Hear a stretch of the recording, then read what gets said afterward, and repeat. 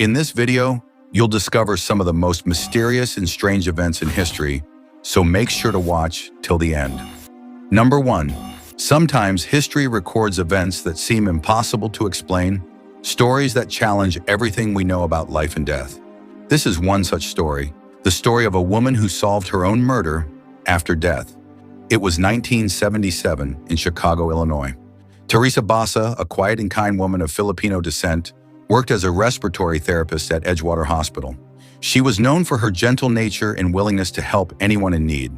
But on the night of February 21, 1977, tragedy struck. Neighbors saw smoke coming from her apartment and called the fire department. When the flames were extinguished, Teresa's burned body was discovered. At first, it looked like an accident, but the autopsy revealed something far darker. Teresa had been murdered before the fire. Her body showed clear signs of strangulation, and the fire had been set to destroy the evidence. The police investigated for months but found no suspects, no motive, and no witnesses. The case eventually went cold, leaving behind only one question: who would ever want to harm Teresa Basa? 6 months later, the case took a turn that no one could have imagined. At the same hospital where Teresa had worked, a nurse named Remy Chua, who had known her personally, began acting strangely. She claimed that Teresa's spirit was contacting her, speaking through her in dreams and sudden trances.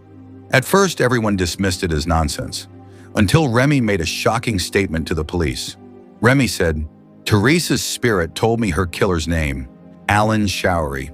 Alan was a technician at the same hospital. According to what the spirit revealed, Alan came to my apartment to fix my TV. He saw my jewelry, tried to steal it, and when I stopped him, he strangled me and set the fire to hide what he did. The police were skeptical, but they decided to investigate anyway.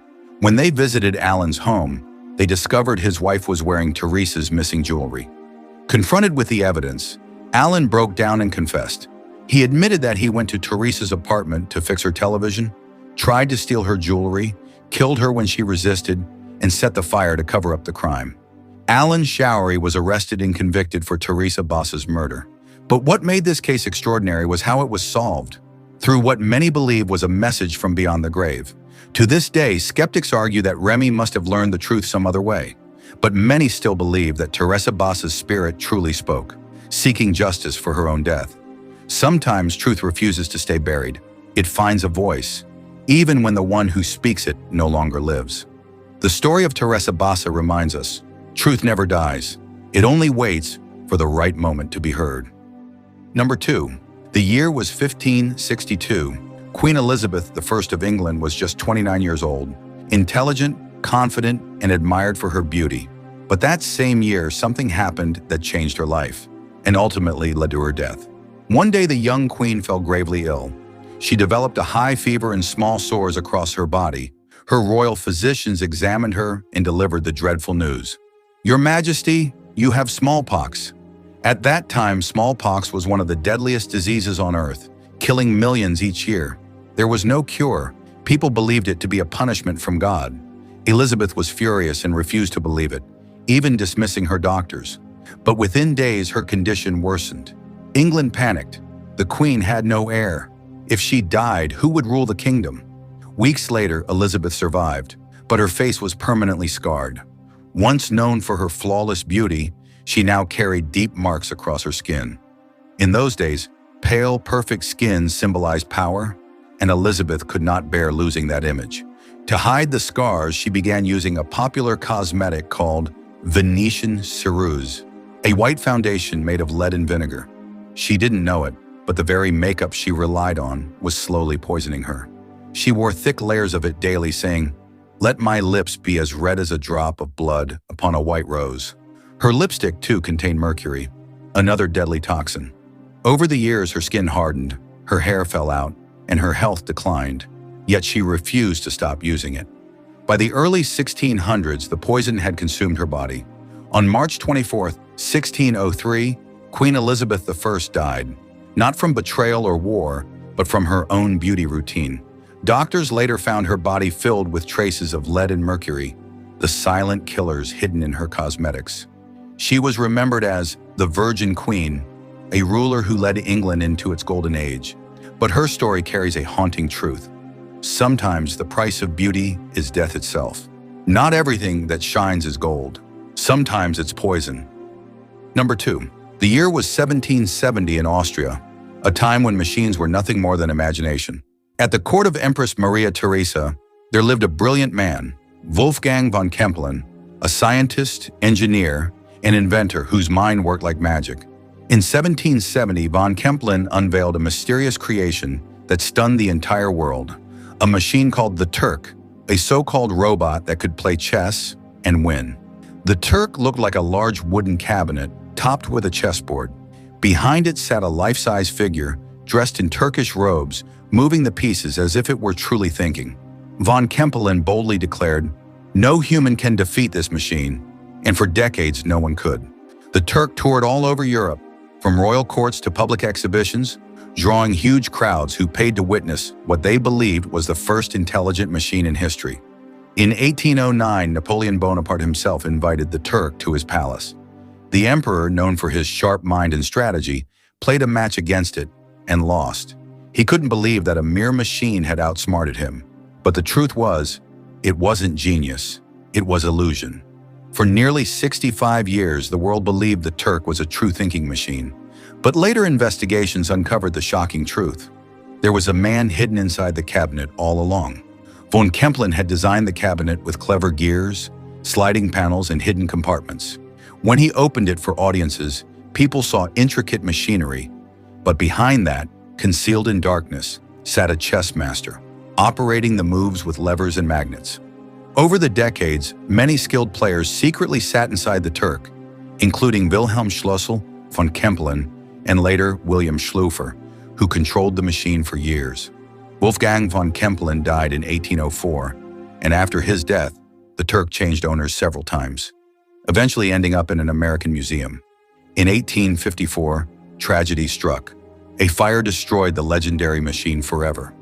The Turk was never a real robot, but it inspired generations of inventors. It sparked early ideas about artificial intelligence, automation, and human-machine interaction, long before technology made them real. Today, the Turk is remembered not as a fraud, but as a symbol of human imagination and ingenuity, proof that even deception can lead to discovery. Sometimes, illusion is just the beginning of invention. Number 4. London, today one of the most beautiful cities in the world, was once nearly erased from the map by fire. But that same disaster gave birth to the city we know today. It all began on the night of September 2nd, 1666, in Pudding Lane, at the bakery of Thomas Fariner. A small spark turned into a blaze, and because London's houses were built close together, made of wood and straw, the flames spread like lightning. At the time, church leaders insisted homes be built side by side, believing it was holy. That superstition turned into tragedy. Within hours, entire streets were burning. People fled their homes, convinced the fire was God's punishment. Strong winds carried the flames further, turning the narrow lanes into tunnels of fire. For 5 days, London burned. Over 13,000 homes, 87 churches, and even St. Paul's Cathedral were destroyed. More than 100,000 people were left homeless. Yet miraculously, only a handful of deaths were recorded, around 6 to 8. When the winds finally shifted on September 7th, the fire began to die out. But what remained was a city of ashes, a silent wasteland where once stood the heart of England. Rebuilding took nearly 50 years. This time, London was reconstructed from brick and stone, with wider streets and open spaces to prevent such a tragedy from happening again. From that devastation rose modern London, stronger, safer, and more beautiful than before. Sometimes destruction is not the end, but the beginning of rebirth. The Great Fire of 1666 didn't just burn a city, it forged the London that would go on to inspire the world. Number 6. At first glance, this image looks like a scene from a war or a massacre, but it's actually called the Bison Skull Pile. This photograph was taken in the 1870s, during a time when millions of bison once roamed freely across the Great Plains of North America. But within just a few decades, human greed nearly wiped them out. During the Industrial Revolution, bison were hunted on a massive scale. Their bones were used to make glue, sugar, and fertilizer. The slaughter was so extreme that the once living herds were replaced by mountains of skulls. This haunting image shows thousands of bison skulls stacked together, a chilling symbol of human dominance over nature. But it isn't a photo of victory, it's a portrait of loss, the moment when nature suffered one of its greatest defeats at human hands. Today, the Bison Skull Pile stands as a grim reminder. When greed blinds humanity, even the foundations of civilization are built upon bones. So what do you think about these mysterious moments from history? Let me know in the comments below. If you enjoyed the video, don't forget to like, share, and subscribe to the channel. See you in the next episode, where we uncover more strange and forgotten stories from history.